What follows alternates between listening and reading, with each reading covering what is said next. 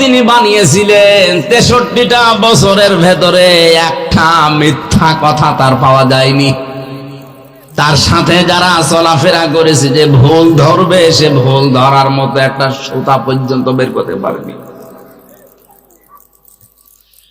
এই জন্যই তো একটা মানুষকে শুধু অনুসরণ করলে আল্লাহ গ্যারান্টি দিলেন, তোর জীবনের অপরাধ আমি রাখবো না, সব মাফ করে দেব। শুধু হক করে বাদটা ঠিক রাখবি, বান্দার হক যেন তোর দ্বারা নষ্ট না হয়। তাছাড়া আমি আল্লাহর হক যত নষ্ট করে ফেলেছিস, রাসূলের অনুসরণ যখন পূর্ণাঙ্গ আরম্ভ করার সিদ্ধান্ত নিয়ে মাঠে নামবি, ওই মুহূর্তে তোর জীবনের পেছনের অপরাধ মাফ করে জান্নাতি বলে ঘোষণা দিয়ে দেব। এজন্য আমাদের উচিত এখন থেকে রাসূলের আংশিক অনুসরণ করবেন না পূর্ণাঙ্গ? আরো জোরে। বিশ্ব নবী মুহাম্মদুর রাসূলুল্লাহ বিয়েতে যেভাবে তিনি আদর্শ রেখে গেছেন, আপনার বিয়েতেও ওইটা পাওয়া যাওয়া লাগবে। আমাদের গান বাজনা না হলে বিয়ের অনুষ্ঠানই সাঁটে না। কথা বললেন না কেন? বিয়েটা শুরু হয় হারাম কাজ দিয়ে। মেয়ে দেখতে যাবে যে লোকটা যে বিয়ে করবে, সে তো যায়, সাথে সাথে যায় দুলা ভাই আর ওর বাবা। আরে বিয়ে কি দুলা ভাই ওর বাবা করবে? আমাদের সামাজিক জীবনে, পারিবারিক জীবনে এই হারাম কাজটা বাদ দেওয়া লাগে। অনেকে মনে করছে এ আবার কি এতটুকু, না না, এটা ফরজ জিনিস। আপনার কি ওই মেয়েটা দেখা যায় যাচ্ছে, আপনি তোর বাবা, এই ছেলের বাবা, আপনি না জানি আপনার যদি পছন্দ হয়, আপনি যদি বলেন ছেলে তুই থাক আমি দেখি, এমনি এমনি আল্লাহ বিধান দেয়নি। আল্লাহ জানে আমাদের মনের ভাব। কথা বলেন না কেন? আল্লাহ জানে না? হযরত আদম নবীকে আল্লাহ যখন বানিয়ে জান্নাতের ভেতরে নিয়ামতে ভরপুর করে রাখলেন, কিন্তু তার ভালো লাগছিল না। আল্লাহ পাক মনের ভাব বুঝতে পেরে বাম পাজর থেকে একটা হাড় ঘুমের ভেতরে তুলে নিয়ে আর একটা মহিলাকে বানালেন, পৃথিবীর সর্বশ্রেষ্ঠ সুন্দরী হযরত হাওয়া দাঁড় করিয়ে রেখেছেন। আদম নবী ঘুম থেকে উঠে দেখলেন এত সুন্দর মানুষ হতে পারে। তিনি তাকালেন প্রথমে, তাফসীর ইবনে কাসির বলেন প্রথমে তাকিয়েছেন, এরপরে ধরতে গেছেন। আল্লাহ পাক বলেন আদম তাকানো যাবে না, ধরা যাবে না। আদম নবী বলছে আল্লাহ তাকানো যাবে, ধরা যাবে, কি করলে সেটা বলেন? তাকানো যাবে, ধরাও যাবে, একটাই শুধু বৈধ পন্থা আছে, বিয়ে করা লাগবে। সুতরাং এখান থেকে বোঝা যায় বিয়ের আগে কোন মহিলার দিকে অন্য নজরে তাকানো জায়েজ নেই, ধরাও জায়েজ নেই, শুধুমাত্র 14 ফেব্রুয়ারির দিন বাদ দিয়ে। এদিন তো কোনো গোনা নেই। এই দিন অনেকে আল্লাহর নাম নিয়ে শুরু করছে যে আল্লাহ এই দিন আমরা পালন করছি। 14 ফেব্রুয়ারি বিশ্ব বেহায়া দিবস যারা পালন করেছেন, এটা কিন্তু ইংল্যান্ড থেকে নিয়ে এসেছে, খ্রিস্টানদের দেশ থেকে। যারা এটা পালন করেছেন মুসলমান দাবি করেও, কিয়ামতের দিন আপনার হাসর হবে ওই খ্রিস্টানদের সাথে। মিথ্যা কথা বলবেন না। এখানে যারা পালন করেছেন একটু হাত তোলেন তো আল্লাহ থেকে। একজন তা মুরব্বী মানুষ হাত তুলছে, ওইটা ঠিক আছে। ওটা তো 70 বছর বয়স হবে। ওনার জীবনে এখনো প্রেম আছে, তাও ভালো করুক। যদি স্ত্রীর সাথে 14 ফেব্রুয়ারি পালন করে কোনো অসুবিধা নেই। এই এলাকায় মনে হয় এগুলো পৌঁছায়নি না। আল্লাহ রাব্বুল আলামিন ডাক দিয়ে বলে আদম বিয়ে করা যখন রাজি হয়ে গেলে এর জন্য মোহর দেওয়া লাগে।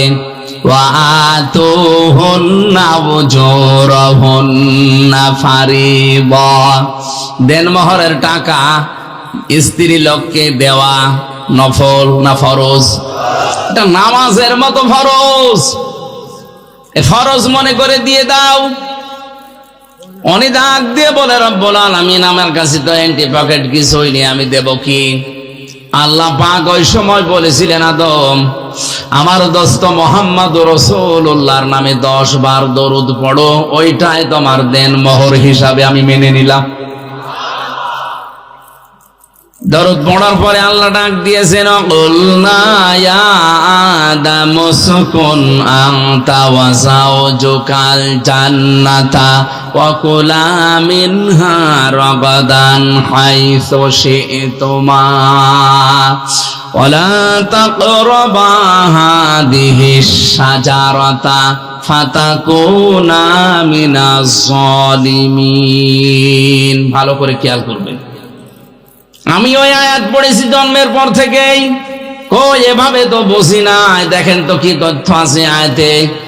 আল্লাহ আদম নবীকে বললেন বিয়ে হয়ে গেছে, বউ নিয়ে বাবার বাড়ি চলে যাও। আদমের বাবার বাড়ি মানে আদমের বাড়ি জান্নাত। আদমের বাড়ি কি? আর আমাদের বাবার বাড়ির নাম কি? আল্লাহ পাক আমাদের বাবাকে বিয়ে করার পরে বললেন বউ নিয়ে চলে যাও বাড়িতে। তার মানে এটাই কোরআনের নিয়ম, বউ নিয়ে বিয়ে করে আপনার বাবার বাড়িতে আপনি যাবেন। আর এখন অনেকেই ঘর জামাই থেকে যাচ্ছে না, এলাকায় ঘর জামাই নেই। আপনি একটা আহাম্মক না, বিয়ে করে মেয়ে নিয়ে যাবেন আপনি নিজের বাবার বাড়ি, না নিজের শহর থেকে যাচ্ছেন। আল্লাহ পাক আয়াতে কিন্তু শব্দের দিকে খেয়াল করলে দেখবেন বলেন তোমার বউ নিয়ে তোমার বাড়ি যাও। শুধু বাড়ি যায় কি করবা? অকুলা মিনহা হাইসু শি'তুমা। এই খেয়াল করেন, আরবি গ্রামার যারা বোঝে এখানে শব্দ কিন্তু আংতা ওয়াকুলা আল্লাহ দেয়নি, একবারে ওয়াকুলা দিয়েছেন। আজ যারা নারী পক্ষ, নারী স্বাধীনতা আন্দোলন, নারী বিপ্লব পরিষদ, নারী মুক্তি পরিষদ নাম করে চিল্লাচ্ছেন যে কোরআন নারীদের অধিকার দেয়নি, আরে শয়তান ওয়াকুলা। আল্লাহ পাক পুরুষের দিকে ঝোঁকেন নাই, নারীর দিকেও ঝোঁকেন নাই, মাঝামাঝি থেকে বলেছেন ওয়াকুলা, দিয়ে বচন দিয়ে দিলাম। হে আদম, তোমার বাড়িতে যেখানে ইচ্ছা যাবে, যা ইচ্ছা খাবে, ঠিক আছে, কিন্তু তুমি যেই মানের খাবার খাবে, যেই মানের পোশাক পরবে, সেই মানের জায়গায় থাকবে। ওই রকম খাবার, ওই রকম পোশাক, ওই রকম মানের জায়গায় স্ত্রীকে রাখা লাগবে। আজ অন্যান্য ধর্মের লোকেরা চিল্লাচ্ছে ইসলাম কি দিয়েছে, কি দিয়েছে আপনি টের পান? আপনি তো জানেনই না কি দিয়েছে। পৃথিবীর অন্য ধর্মগুলোর দিকে তাকালে আপনি দেখবেন মেয়েদের যে সমস্ত বিষয়গুলো, ওরা নিজেদের সম্পত্তি থেকে এদের বঞ্চিত করার জন্য ওদের ধর্মীয় নিয়মে ঘোষণা দেয়। আর আমাদের ধর্মীয় নিয়মে আছে মেয়েকে তার সম্পত্তি না দিলে ওই বাবা, ওই গার্জিয়ান জাহান্নামে যাবে। এত বড় কঠিন বাক্য পৃথিবীর অন্য কোন ধর্মে নেই। এখানে কত শরীক ফাঁকি দেওয়া মানুষ বসে আছে, অথচ হজ করে এসেছে। হজে যাওয়ার আগে ছেলের নামে ভালো ভালো জমিগুলো, সম্পদগুলো লিখে দেয়, আর মেয়ের মাথায় হাত দিয়ে বলে মা তোর জন্য দোয়া করে দিলাম, যা। এটা নির্ভেজাল শয়তান। ওনার হজ কবুল হয়ে বাংলাদেশে আসা দূরের কথা, জিদ্দার বিমানবন্দরও পৌঁছাবে না। যারা শরীক ফাঁকি দিয়েছেন তাদের বড় ক্ষতি হবে দুইটা। এখানে তাকান, সে মেয়ে হোক, ভাই হোক, বোন হোক, ফুফু হোক, যারা শরীক ফাঁকি দিয়েছেন, এমনকি জনগণ হোক, যারা শরীক ফাঁকি দিয়েছেন, শোনেন তিরমিজি শরীফ, দুইটা ক্ষতি হবে আপনার।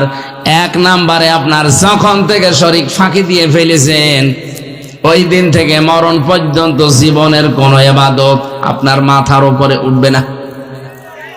দুই নাম্বারে আপনি যখন মারা যাবেন ঈমান পাবেন না। নবীজি বলেন লোকটা বেঈমান হয়ে মারা যাবে। বলেন নাউজুবিল্লাহ। আমার মনে হয় হাদিসটা না বলাই ভালো ছিল, কারণ দিনাজপুরে এরকম দুই নাম্বার লোক নেই। শরীক ফাঁকি দেওয়া মানুষ যদি থাকেন, একটু দাঁড়িয়ে আমারে দেখান। এই ওয়াজ করা আমার মনে হয় ঠিক হয়নি, এসব আল্লাহর ওলি বসে আছে। দিনাজপুরবাসী আল্লাহ পাকের আয়াতের দিকে খেয়াল করেন, আমি কিন্তু তাফসীর আকারে কথা বলছি। আল্লাহ মেয়েদেরও ছেলেদেরও দুই পক্ষে না, যে মাঝামাঝি। হে আদম, শুধু নিজে মন মতো খাবে, নিজে মন মতো ঘুরবে না, হবে না। তুমি যেখানে যাবে, যেখানে খাবে, যেই মানের খাবার খাবে, যেই মানের পোশাক পরবে, ওই রকম মানের খাবার পোশাক স্ত্রীকে দেওয়া লাগবে। এটা নফল না, এটা ফরজ। শুধু এতটুকু আল্লাহ শেষ করেননি, ওয়ালা তাকরাবা হাযিহিস শাজারাতা, সাবধান, স্ত্রীকে নিয়ে ঘুরতেও বেড়ানো যাবে, কিন্তু ওই গাছটার কাছে যাবে না। এই গাছটা মানে আল্লাহর বর্ডার। গাছ মানে কি? এটা আল্লাহর নির্ধারিত সীমা, নিষিদ্ধ জায়গা। জান্নাতের ভেতরে একটাই শুধু বর্ডার ছিল, নিষিদ্ধ জায়গা ছিল। এই পৃথিবীতে আমার আল্লাহর প্রায় 500 বর্ডার আছে। কত? আরো জোরে বলেন। যারা ইমানদার দাবি করবে তারা যেন এই দুনিয়াতে এই 500 বর্ডারের ধারে কাছে না যায়। জান্নাতে একটা বর্ডার পার হয়ে গেলে আল্লাহ ঘোষণা দিয়েছিলেন, ওয়ালা তাকরাবা হাযিহিস শাজারাতা ফাতাকুনা মিনাজ যালিমিন। যদি এই গাছের কাছে যাও, বর্ডার সীমারেখা অতিক্রম করো, বর্ডার ক্রস করো, এই নিষিদ্ধ জায়গায় যাও, তাহলে দুইজনেই জালেম হয়ে যাবে। আয়াতের মূল শিক্ষা হচ্ছে স্ত্রীকে শুধু ঘরের ভেতরে বসিয়ে রাখবেন না, এইটা আয়াত বলে না। আয়াত বলেছে হাইসো সে তোমা, যাও, বেড়াতে যাও। স্ত্রীকে নিয়ে আপনি বেড়াতে যাবেন, অনুষ্ঠানে যাবেন, কিন্তু সাবধান, যেই স্থানে গেলে, যে অনুষ্ঠানে গেলে আপনার নিজেরও বর্ডার থাকে না, আপনার বড় বর্ডার থাকে না। বর্ডার মানে এখানে পর্দা, বর্ডার মানে আরো জোরে, জান্নাতের ভেতরে বর্ডার মানে গন্ধম গাছ। আর পৃথিবীতে আমাদের জন্য বর্ডার আছে যেহেতু 500, এর ভেতরে একটা বর্ডারের নাম পর্দা। আসতে বলেন। তাহলে এমন অনুষ্ঠানে যাওয়া যাবে না যেখানে গেলে নিজেরও পর্দা থাকে না, স্ত্রীরও পর্দা থাকে না। এরকম অনুষ্ঠানে যাওয়া যায় না। যদি আল্লাহর বর্ডার ক্রস করে, পর্দা লঙ্ঘন করে, বেপর্দা হয়ে এভাবে যায় আর ওখানে আনন্দ ফুর্তি করে, বুঝতে হবে আল্লাহর ভাষায় দুইজনে জালেম হয়ে গেছে। এই হিসাবে বাংলাদেশে এখন জালেম কম না বেশি? আমি পারিবারিক জীবনের কথা বলছিলাম, যে মানুষ বিয়ে করবে তারে নাই দেখা যায় যাচ্ছে। আপনি দুলাভাই হিসাবে গিয়ে আপনিও দেখছেন, আপনার শ্বশুরও দেখতেছে। বলেন নাউজুবিল্লাহ। হারাম কাজ দিয়ে আমাদের শুরু হচ্ছে পরিবার, সন্তানাদিগুলো ভালো হবে কি দিয়ে? আশা করছি পারিবারিক জীবনে আমাদের এই আয়াতটা মেনে নেওয়া দরকার, অন্তত পর্দা যেন লঙ্ঘন না হয়। বেপর্দা পরিবারে মেয়ে বিয়ে দেওয়ার চাইতে মেয়েকে কেটে ভাসিয়ে দেওয়া ভালো, কারণ ওখানে গেলেও জাহান্নামের আগুনে পড়বে। কথা বলেন না কেন? আমরা পারিবারিক ভাবে যদি একটু সচেতন হই, দেখেন পরে মুসলমানের দেশে পর্দারে পরিবেশ ফিরিয়ে আনেন। হ্যাঁ, অনেকে চেষ্টা চালাচ্ছে এ দেশে বেপর্দার লাইন খুলতে, কিন্তু আমরা এটা চাই। আরো জোরে বলেন চাই। আল্লাহ আমাদেরকে পর্দা মানার তৌফিক দিন, বলেন আমিন। রাসূলের অনুসরণ আমরা কি আংশিক চাই না পূর্ণাঙ্গ? আরো জোরে। আল্লাহ জীবনে পূর্ণাঙ্গ অনুসরণ করার তৌফিক দাও, বলেন আমিন। আমার তেলাওয়াত কি তো আয়াত সূরা বাকারার 190 নম্বর আয়াত, এখান থেকে আমি আরম্ভ করছি। জবান খুলে কোরআনের সোনালী আয়াত পড়েন। আউযু বিল্লাহি মিনাশ শাইতানির রাজিম। বিসমিল্লাহির রহমানির রহিম।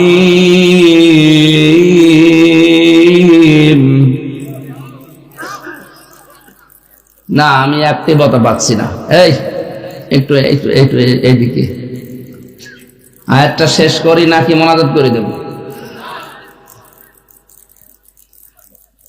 77 প্রকার, হয়তো সব বলা সম্ভব হবে কিনা জানি না। প্রায় 70টা পৃষ্ঠা লিখেছি। এত তো সম্ভব না, যে কয়টা পারি আমার শরীর এবং কণ্ঠ যত সাপোর্ট করে বলছি। বাকিটা গাড়ি থেকে বই আছে, বইয়ের ভেপে আর বউ আপনাকে দেবে, দুইজন পড়াপড়ি করেন, সংসারে অন্তত আমার মনে হয় পরকীয়া প্রেম যাদের আছে এটা কেটে যাবে। আমি জেলখানায় থাকতে টুকে টুকে রেখেছিলাম, বাইরে এসে বই আকারে লিখেছি, দুইটা আছে, একটা নারীদের জন্য, একটা পুরুষের জন্য। এই যে গাড়িতে আছে ডানি, এখান থেকে মোনাজাতের পরে নেবেন। আমরা এখন কোরআনে প্রবেশ করছি, জবান খুলে পড়েন আউযু বিল্লাহি মিনাশ শাইতানির রাজিম, বিসমিল্লাহির রহমানির রহিম, وقاتلوا في سبيل الله الذين يقاتلونكم ولا تعتدوا إن الله لا يحب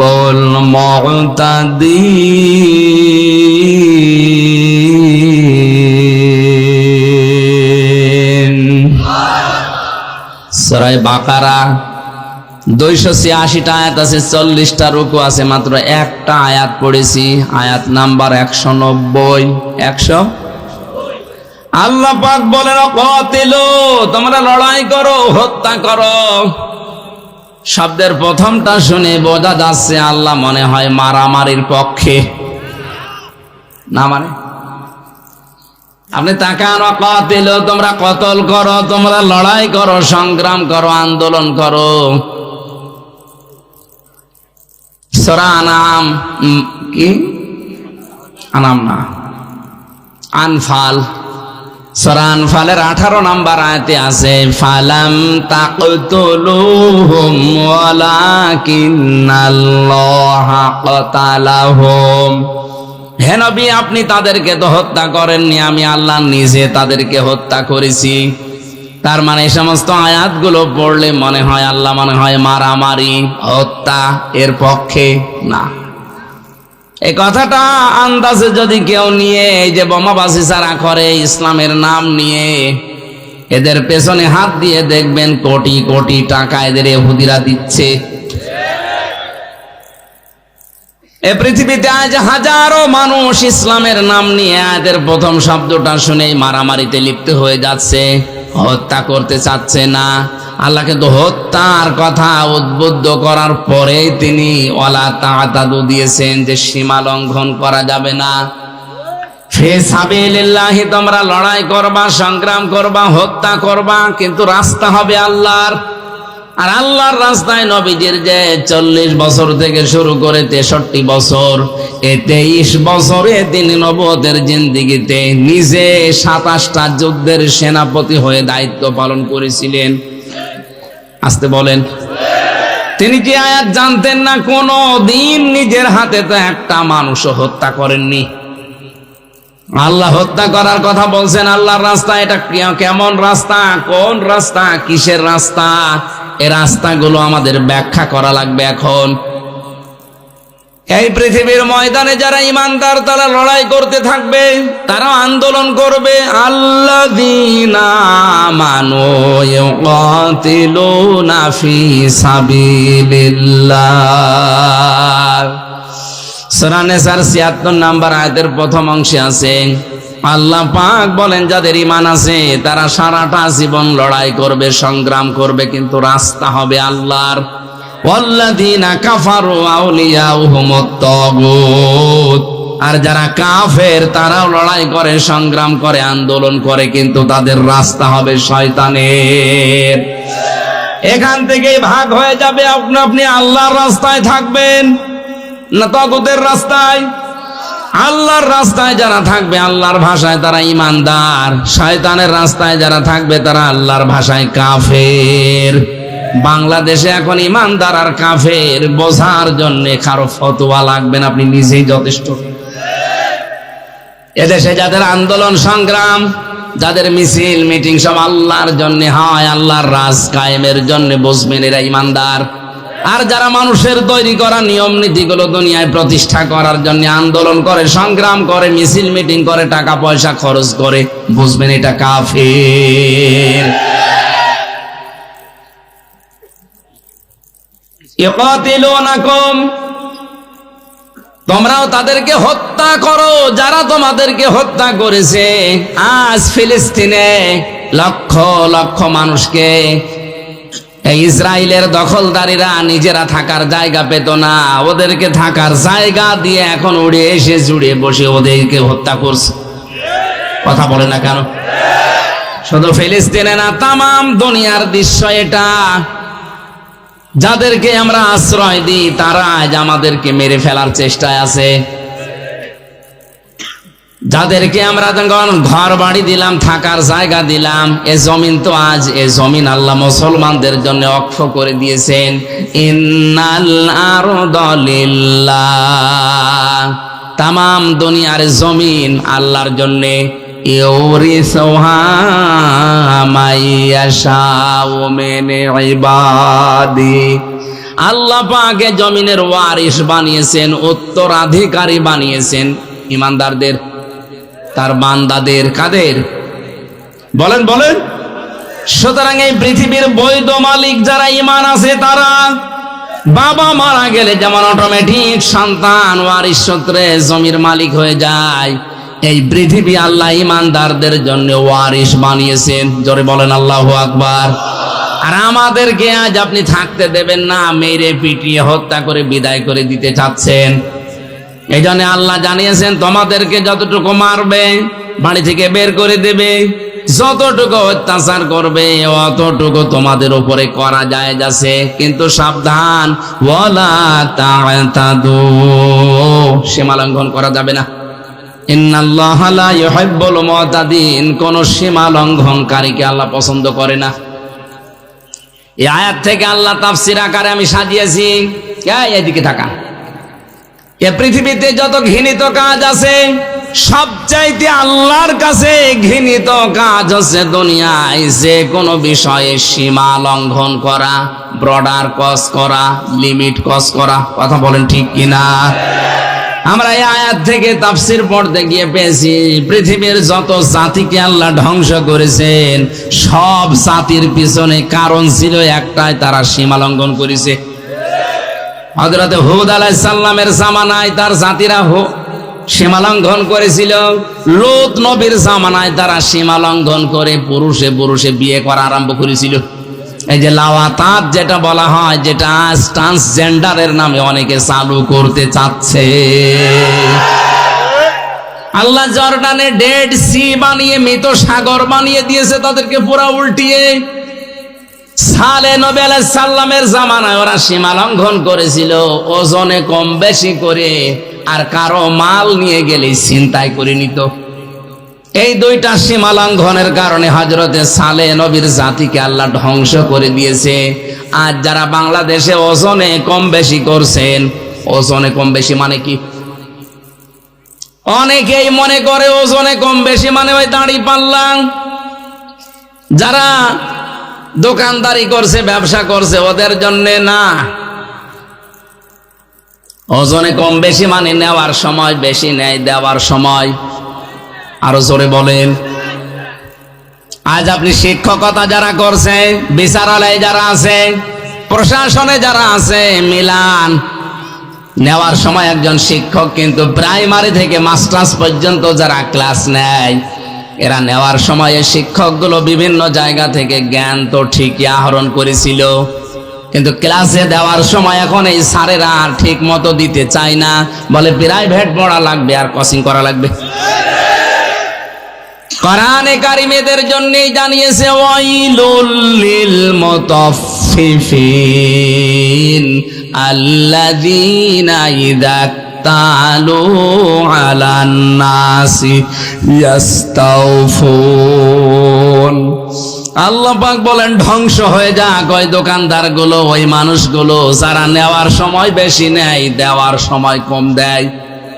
আজ আমি আয়াতের সাথে মিলিয়ে 1 থেকে মাস্টার্স পর্যন্ত প্রাইমারি স্কুল, কলেজ, বিশ্ববিদ্যালয়, মাদ্রাসা আমি মিলিয়ে দেখেছি হাজার হাজার শিক্ষক আল্লাহর লানত প্রাপ্ত। আরে ভাই, একটা শিক্ষক হতে হলে তো জ্ঞান অর্জন করা লাগে, কম না? বিশ্ববিদ্যালয়ে যারা মাস্টার্সে ক্লাস নেয়, এই সমস্ত ডক্টররা কত বড় বড় ডিগ্রি বিভিন্ন দেশ থেকে নিয়ে এসেছে, কত কষ্ট করে, কত পড়াশোনা তাদের করা লাগে, যোগ্যতা।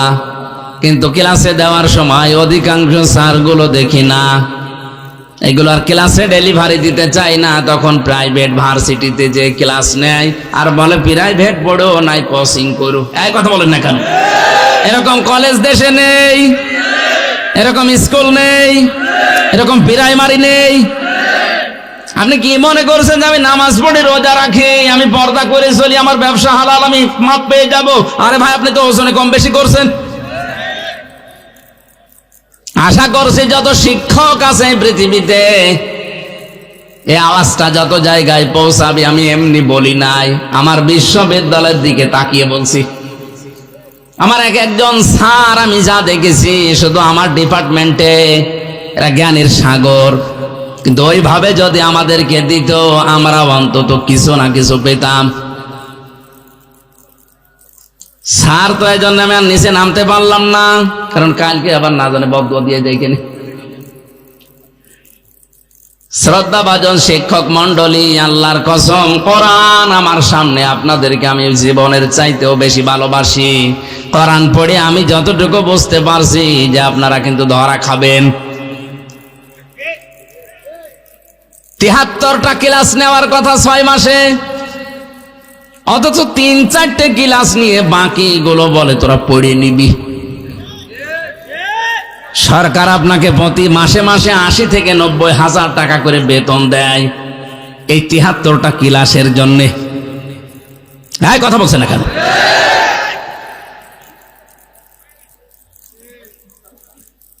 নাকি একটু বেশি হয়ে গেল? ঠিক আছে, মানে এইটাই আসো। আজ আমাদের কলেজে, স্কুলে, হাই স্কুলে, বিশ্ববিদ্যালয়ে, মাদ্রাসায় প্রাইভেট পড়ো, কোচিং করো। কেন? আপনাকে 8 ঘন্টা সরকার দায়িত্ব দিয়েছে খেলা করার জন্য। যেগুলো আপনার ভেতরে আছে ওইগুলো সঠিকভাবে ডেলিভারি দিতে পারেন না। আজ এই যে চেয়ার, এই মঞ্চগুলো, এই মেম্বারগুলো এখন আমরা খেয়ানত করে ফেলছি। যেগুলো আমরা নিয়ে আসি ডেলিভারি দিতে পারে না, একবারে পেছন থেকে আওয়াজ দেয়, হুজুর, এক হুজুরই সব। আমরাও পড়ে যাচ্ছি। আজ হাজার হাজার বক্তা, আলেম, আলোচক যারা খতিব, এরা কিন্তু ধরা খেয়ে যাচ্ছে। একজন খতিবের দায়িত্ব ছিল 7 দিনে এলাকায় যা হয়, পরিবার, ব্যক্তি, সমাজ, রাষ্ট্রে, ওইটা 7 দিন এক জায়গায় করবে, সামারাইজ করে করে কোরআন আর হাদিসের সাথে মিলিয়ে মেম্বারে 7 দিন পরে পরে বলবে। এরকম মসজিদ বাংলাদেশে কোনটা আছে আপনি দেখান? বায়তুল মোকাররমে যা লিখে দেওয়া হয় তাই বলা লাগবে। জোরে বলেন সুবহানাল্লাহ। ব্যক্তি, পরিবার, সমাজ, রাষ্ট্র থেকে অন্যায় তুলে দেবেন কি করে? অথচ ইমামদের, খতিবদের, মাওলানা, আলেম সারা আছে দায়িত্বশীল, তাদের এইটাই ছিল মেম্বারের হক। আপনি নেওয়ার সময় তো ঠিকই নিলেন, আমি তো 7 দিন ধরে ধরে মনে করেন আমি পড়লাম পরিবার, সমাজ, রাষ্ট্রে কি দরকার। জমার দিন আমি খুতবায় বলবো, আমি আর বলতে পারি না। সামনে সভাপতি পেট উঁচু করে বসে আছে, সেক্রেটারি আর ক্যাশিয়ার বলছে হুজুর, এক হুজুরে আমি সব ভুলে খেয়ে ফেলেছি।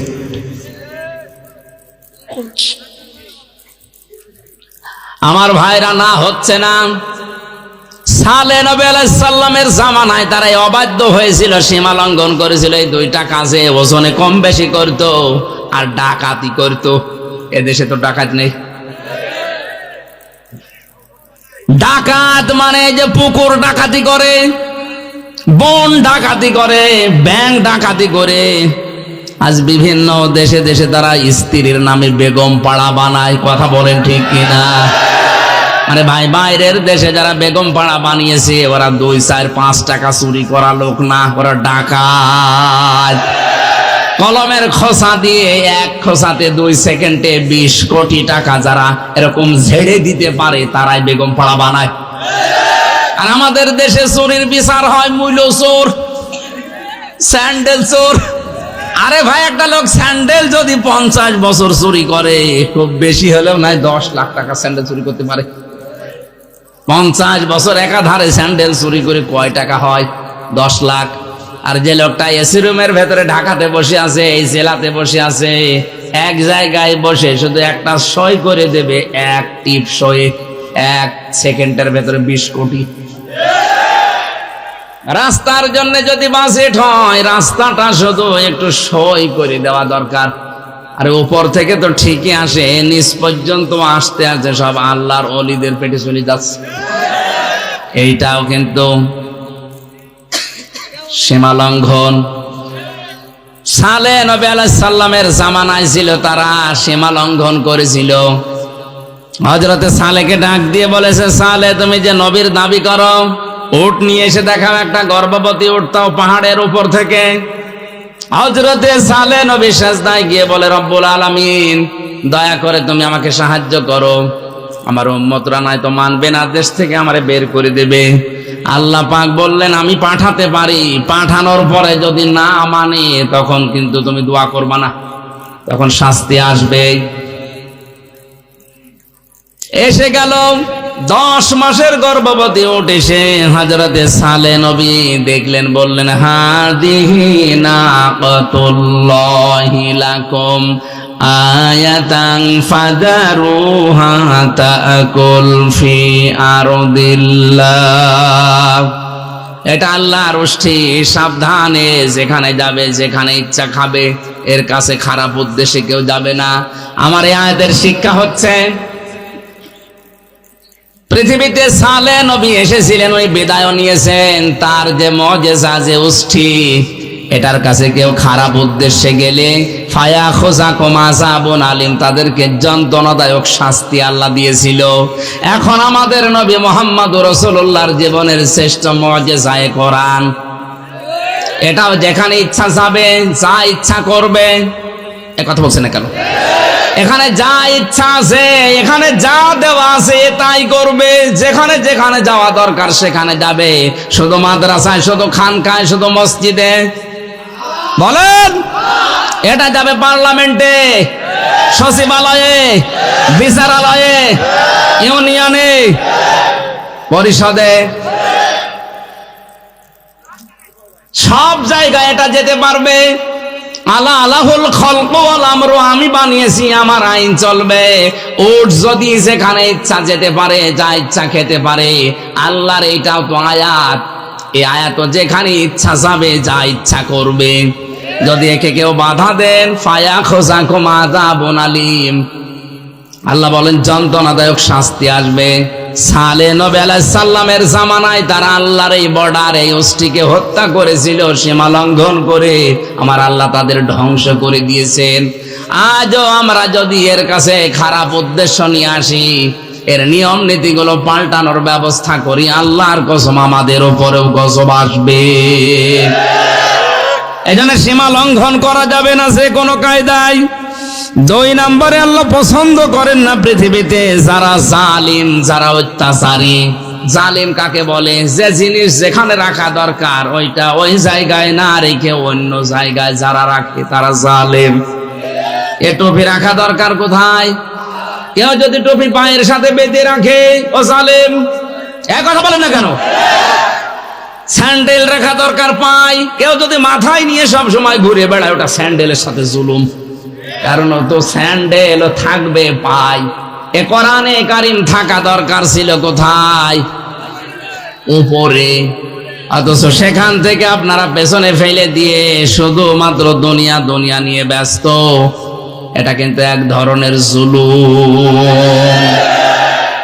আমি কোরআনের সবচাইতে আশ্চর্য হয় সূরা শুরার 42 নম্বর আয়াতটা পড়তে গিয়ে, এই এদিকে তাকান, আল্লাহ রাব্বুল আলামিন বলেন, ইন্নামাস সাবিলু আলাল্লাযীনা ইয়াযলিমুনান নাস। অবশ্যই আমি আল্লাহ মামলা দেব তাদের বিরুদ্ধে যারা মানুষ হয়ে মানুষের উপরে জুলুম করে। এই বাংলাদেশে আমার এই আয়াতটা পড়ার পরে মনে হয় এদেশে এখন 100 জনের প্রায় 98 জন আল্লাহর মামলার আসামি। মামলার বাদী যত শক্ত হয়, মামলা কিন্তু কঠিন হয়। এই কথা বলেন না কেন? আজ নফসের উপরে জুলুম করছেন, পরিবারের উপরে জুলুম করছেন। আজ অনেক শাশুড়ি আছে বৌমার উপরে জুলুম করছে। যৌতুকের টাকা দিতে পারে না, গরিবের মেয়ে, চেহারা ভালো না, এই জন্য ছেলেকে বারবার বলে রে বাদ দিয়ে দে, অথবা এমন কায়দায় অত্যাচার করে সে বাদ নিতে বাধ্য হয়, অথবা গলায় দড়ি নিয়ে বিষ খেয়ে মরতে বাধ্য হয়। কথা বলেন না কেন? এরকম শাশুড়ি দেশে আছে না নেই? এইরকম শাশুড়ি যারা মহিলা প্যান্ডেলে বসে আছেন, আপনি যদি 5 ওয়াক্ত না তাহাজ্জুদ মিলে 6 ওয়াক্ত নামাজ পড়েন, আপনি যদি রমজানের রোজা শুধু না 12 মাস রোজা রাখেন, খাস পর্দা করেও যদি থাকেন, আপনার দ্বারা যদি আপনার বৌমা জুলুমের শিকার হয়, আপনি জালেম, আপনি জালেম, আপনি জালেম, আপনাকে আল্লাহ ঘৃণা করেন। আর আসতে বলেন, যে সমস্ত বৌমাগুলো বসে আছেন, শাশুড়িকে নিজের মায়ের মতো যদি মনে করতে পারতেন, আমার এই কোরআন সাক্ষী, আল্লাহর কসম করে বলছি, দুনিয়ায় কোনো পুরুষ তার মা বাবাকে আলাদা করে দিত না। আপনার কারণে আলাদা করা লাগে, আপনি মনটা একটু উদার করতে পারেন না? আজ বাংলাদেশের জামাই যারা আছে, এই দেশের জামাইগুলো তাদের শ্বশুরকে শাশুড়িকে যেই নজরে দেখে, যেভাবে মহাব্বত করে, যেই মনে দেখে, বৌমাগুলো যদি স্বামীর মার বাবাকে ওই নজরে দেখতো, এই বাংলাদেশে আমার মনে হয় কোনোদিন কেউ আলাদা হইতো না। পরিবারে এদের এই শুধু কানাকানি, তালাতালি, কান কথার কারণে পরিবারগুলো মিনি জাহান্নাম হয়ে গেছে। এই লোকটা সারাদিন বাইরে থেকে কাজ করে এসে বয়ের গোমরা মুখ, মায়ের গোমরা মুখ এখন করবে কি? বাধ্য হয়ে শেষ পর্যন্ত মানসিক রোগী হয়ে যায়। বেশি বলে ফেললাম? সম্মানিত মা বোনেরা, আমরা জামাইরা যেভাবে আছি, আপনারা একটু উদার হন। ওটা যদি আপনার মা বাবা হতো, কোনোদিন আপনি কিন্তু বৃদ্ধাশ্রমে রেখে আসতে বলতে পারতেন না। আপনার যা করা লাগে আপনি তাই করতেন। এ লোকটা 25 বছর 30 বছর পর্যন্ত ওই মেয়েটা, ওই ছেলেটা এর পেছনে শ্রম দিয়ে এ পর্যন্ত বড় করে আপনার হাতে দিল, আর আপনি এখন 3 কথার কবুল বলে একেবারে সব দায়িত্ব নিয়ে নিয়েছেন। মা বাবা এখন ডিলেট হয়ে যাবে মানে? এইরকম যারা ছোট মানসিকতার মন মানসিকতা তৈরি করছেন, আপনার সন্তানও কিন্তু ঠিক ওই রকমই করবে যেটা শাশুড়ির সাথে করছেন। আর জুলুম আমাদের পরিবারে ভরে গেছে। আর স্বামী স্ত্রীর উপরে জুলুম করছে, স্ত্রী স্বামীর উপরে জুলুম করছে। স্বামী স্ত্রীর বড় জুলুম হচ্ছে এই দেশে এখন পরকীয়া প্রেম। আপনার জন্য যেই মহিলা বাসেট আছে, যার সাথে বিয়ে হয়েছে, আপনি মনে করবেন এইটাই আপনার জন্য বরাদ্দ আল্লাহর পক্ষ থেকে, অন্য কোনো দিকে আপনি বিয়ে ছাড়া আর মন দিতে পারবেন না। যদি দেন আপনি জালেম হবেন। যেই মহিলা বিয়ে হয়েছে আপনার স্বামীর সাথে, মনে করবেন এইটাই মরণ পর্যন্ত আপনার। হ্যাঁ, স্বামীর ইনকামে আপনাকে আবার সন্তুষ্ট থাকা লাগবে। নবীজি বলেন ওই মহিলাকে, হযরতে আইয়ুব নবীর স্ত্রীর সাথে আল্লাহ জান্নাত দেবেন যেই মহিলা নিজের স্বামীর ইনকামের উপরে খুশি থাকে। আপনার স্বামীর ইনকাম প্রতি মাসে 20,000 টাকা, আপনার পার্লারে সাজতে লাগে 18,000 টাকা, ও এখন করবে কি? আপনাকে তো আল্লাহ ইচ্ছা করলে সালমান এফ রহমানের সাথে, আকিজের বড় ছেলের সাথে বিয়ে দিতে পারতো। কথা বলছে না কেন? সেই জায়গায় না দিয়ে এই লোকটার মতো একটা হুজুরের সাথে দিয়েছে, এর মাসে ইনকাম 20,000, ওর যদি সাজতে গোজতে লাগে 18,000, ও এখন চুরি করা ছাড়া অবৈধ উপায় করা ছাড়া উপায় আছে? আজম্বার আল্লাহ অপছন্দ করে যারা অপচয় করে, অপব্যয় করে। এখানে শব্দ দুইটা, একটা অপচয় আর একটা অপব্যয়। আরবিতে একটা হচ্ছে ইসরাফ আর একটা তাবজির। ইসরাফ করাও হারাম, তাবজির করাও হারাম। ইসরাফ মানে বৈধ কাজে ব্যয় করা বেশি। আমার আম লাগবে 2 কেজি, টাকার গরমে আমি 10 কেজি আম কিনে 8 কেজি পচিয়ে ফেললাম, এটা হারাম। আসতে বলেন। আর তাবজির বলা হয় হারাম কোন কাজে টাকা খরচ করা, যেমন মদ খাওয়া, বিড়ি খাওয়া। এক কথা বলছেন কেন? এমনিতেই হারাম, এরপর আবার হারাম ডবল করে করছে। আল্লাহ এই মানুষগুলোকে সবচাইতে বেশি ঘৃণা করেন যারা অপচয় করে, যারা অপব্যয় করে। পড়া কোরআন পড়ে আমি শয়তানের ভাই পেয়েছি শুধু যারা অপচয় করে তাদেরকে। বড় বড় গুনার কথা কোরআনে আছে, কিন্তু শয়তানের ভাই আল্লাহ বলেননি। শয়তানের ভাই আল্লাহর দৃষ্টিতে তারা যারা এ দুনিয়ায় অপচয় করে, বলেন নাউজুবিল্লাহ।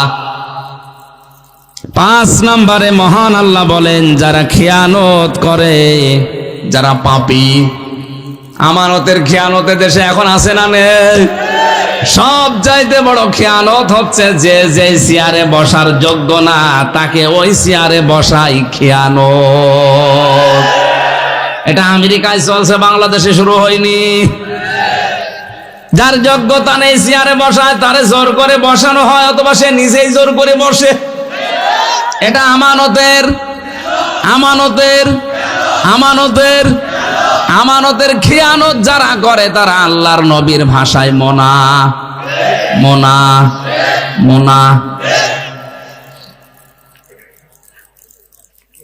6 নম্বরে নবীজি বলেন আল্লাহ তাদেরকে অপছন্দ করেন যারা ফাসাদ সৃষ্টি করে, বিশৃঙ্খলা তৈরি করে দুনিয়ায়।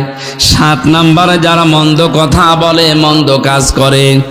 এতগুলো পয়েন্ট আর বলা যাচ্ছে না, আমার গলা ভেঙে যাচ্ছে। এই যে 7 প্রকার পর্যন্ত বললাম, অন্তত আমরা যেন এর ভেতরে যদি থাকি নিজেকে এখনই থামাই। 1 নম্বরে সীমা লঙ্ঘনকারী, 2 নম্বরে জালিম। কথা বুঝতেছেন? এই সমস্ত গুণ আমাদের ভেতরে আছে। 3 নম্বরে অহংকারী, 4 নম্বরে অপচয়কারী, অপব্যয়কারী, এরপরে খেয়ানতকারী, বিশৃঙ্খলা সৃষ্টিকারী, ভালো কথা না বলে মন্দ কথা বলে, গালিগালাজ করে, স্ট্যাটাস দেয়, এরম উল্টা পাল্টা। মানুষের ভেতরে বিভেদ তৈরি করার জন্য যারা চেষ্টা চালায়, মানুষের নামে যারা বানিয়ে বানিয়ে অপবাদ চালায়, অপবাদ দেয়, এই মানুষগুলোকে আল্লাহ সবচাইতে বেশি ঘৃণা করে। বুঝবেন যে এলাকায় মানুষের উপরে অপবাদ চাপানো হয় বেশি, যেই পরিবারে, যেই সমাজে, যে রাষ্ট্রে